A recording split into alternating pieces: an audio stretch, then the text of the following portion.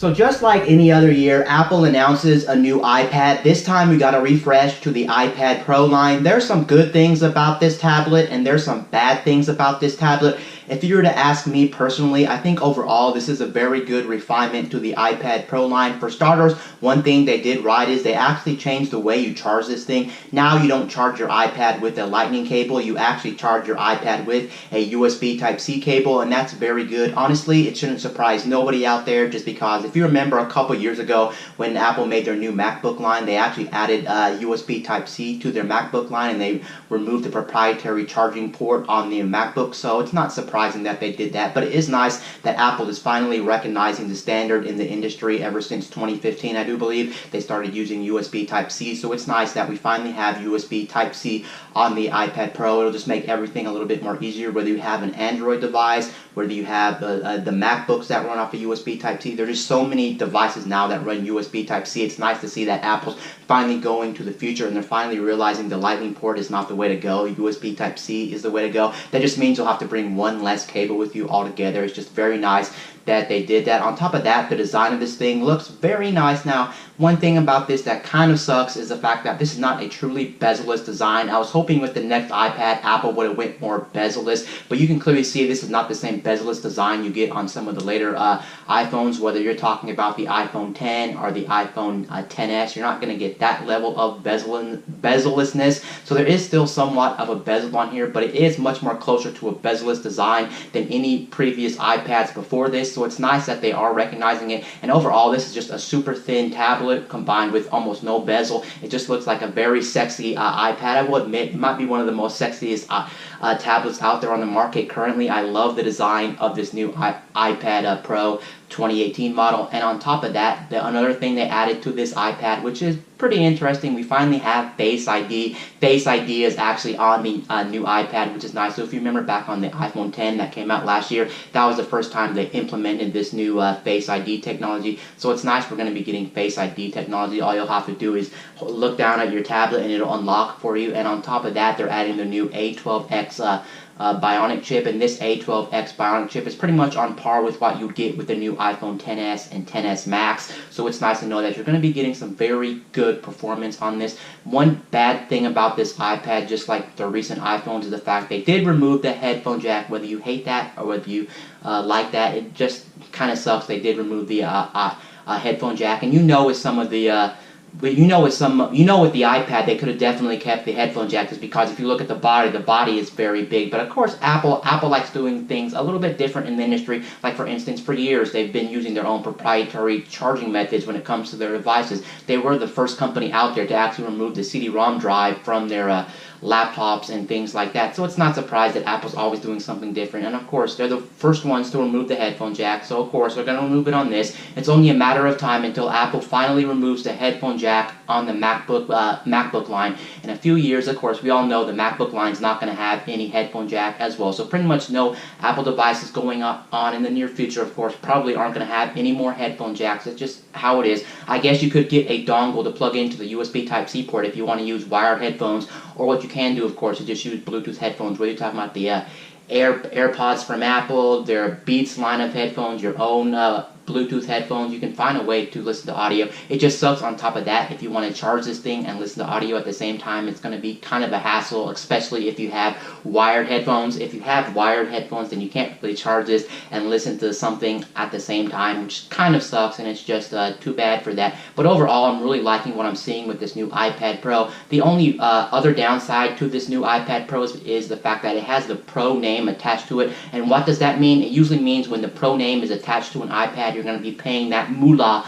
for this iPad. And this iPad is quite expensive. I think for the average or the casual consumer out there that's just looking for a tablet to browse the internet, I think this is just a little bit too expensive. It's going to be coming in at $800 for the base model, and that's only the base model. Of course, they make a whole bunch of different variations of this with more storage options. You can get it with LTE coverage if you want LTE, and Wi-Fi. You can get it Wi-Fi only. I'm not going to go through all the different models on this video, but that's typically how Apple does it. And at $800, that's kind of expensive. Heck, for $200 more, you're getting into the territory of a good laptop. And heck, I've even seen laptops for like $1,000 $1,100, $1,200 that are gaming laptops that have a GPU desktop class performance inside your laptop. So overall, I think it's just too expensive for the mainstream consumer. But if you're talking about the hardcore person, this might actually be a good option because, as you guys know, when Apple released the Pro line of iPads, they wanted to make it clear that it was much more of a capable device than any previous iPad, and it was much more closer to desktop performance power compared to just a normal tablet. So inside of this thing, you're going to be getting stuff that you couldn't do on other tablets. Like, for instance, you can actually video edit on this thing. They're actually talking about how I think Adobe's actually making suites for the new iPads, and if you're running an iPad Pro, they're showing people video edit 4K video on it, and that's just absolutely mind-blowing if you consider how small this thing is and how light this thing is. This is nowhere near a laptop design. You're talking about just one single slate that's very thin with a screen on it, and you're telling me you can video edit 4K streams on this thing and things like that. So overall, they're trying to make this much more closer to desktop performance, even though iOS is still a mobile OS. It's not a desktop class OS like you're talking about the MacBook OSs, or you're talking about Windows, Linux. Those are much more desktop classes. They're trying to make this much more of a desktop class OS when it comes to iOS. What they're doing on iOS with the iPad line is absolutely brilliant. They have a whole bunch of new features in the recent iOS builds for iPads that make it much more closer to your standard desktop performance and things like that. They're adding new features all the time, and it's really becoming, the gap is really shrinking when it comes to what you can do on an iPad compared to what you can do on a desktop class OS compared to iOS, and with things that Apple are doing with the iPad, like for instance the iPad Pencil. The iPad Pencil, or the Apple Pencil, is a pencil that you can draw with, and it's supposed to be very good when it comes to writing on the iPad, and it's supposed to make you feel like you're actually writing on paper, which is nice. And on top of that, they do make a keyboard case, and of course with normal laptops out there, you do have a keyboard with your laptop. So for Apple to sell a keyboard case that you can buy for your iPad, it just shortens the gap to what you can do on the iPads compared to what you can do on a desktop, or what you can do on a laptop compared to those OSs and those stuff. But here's one thing that Apple talked about in their actual presentation when it comes to the new iPad Pro.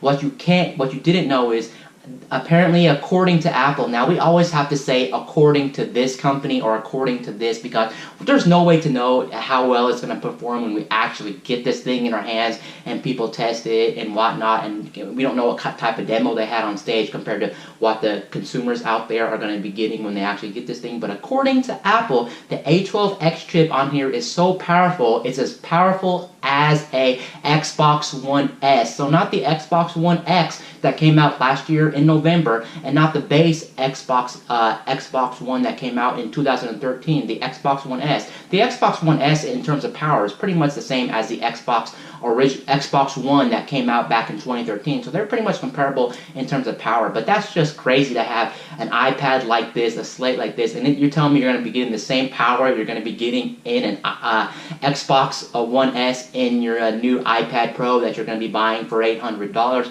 Now, the game they showed off in the actual keynote was actually NBA 2K. They had a demo of NBA 2K on there. I have to admit myself, it looked very impressive, and honestly, I was quite frankly blown away a little bit by this. Now, I think there's been some other NBA 2K games on mobile, whether you're talking about iPhones, whether you're talking about Android, just different things in general. So I think that's been there. But the big thing is, apparently it's supposed to be having almost the same power as an Xbox One S. So you're going to be playing the game almost identical to what you'd be playing on the base Xbox One S right now, which is absolutely crazy. They talked about how this game can play in 60 frames per second. They talked about all these different things. That honestly makes me wonder what's the future of gaming. Of course, right now we do have the Nintendo Switch, and if you look at the Nintendo Switch is an actual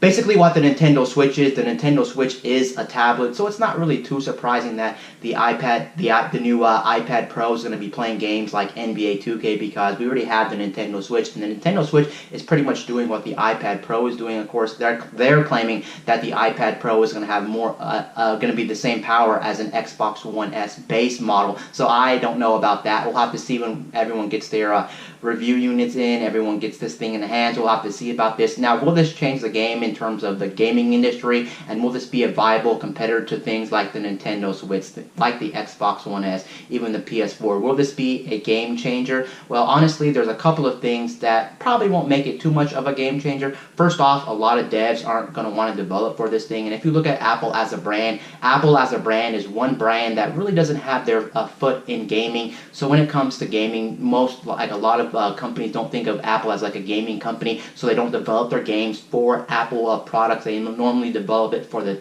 big three gaming companies out there, whether you're talking about Sony platform, Microsoft platform, Nintendo platform, or even PC, which is Steam, and a lot of developers just won't develop on that. And another thing is the fact that you don't actually have physical controls like the Nintendo Switch. Sure, if this thing comes out and they're claiming it's as strong as an Xbox One S, that's great that it could be as strong as an Xbox One S. That's cool that you're going to be carrying a thing around that's pretty much the same power as your Xbox One S sitting in your room or sitting in your house. But the fact that this thing won't have any physical controls kind of kills it. I'm not really a person that likes mobile games really all too much, and on top of that, I'm never really a fan of just completely touchscreen controls altogether. If you make games that are specifically around touchscreen controls, then I'm more appealed to them. But if you take games just like NBA 2K or just normal AAA games and you plop them on the mobile and you don't do any modifications, then you're going to have to use those physical like joysticks or those physical, not physical, but those virtual controllers, virtual thumbsticks, virtual buttons on your screen. And they're pretty much just overlays on top of your game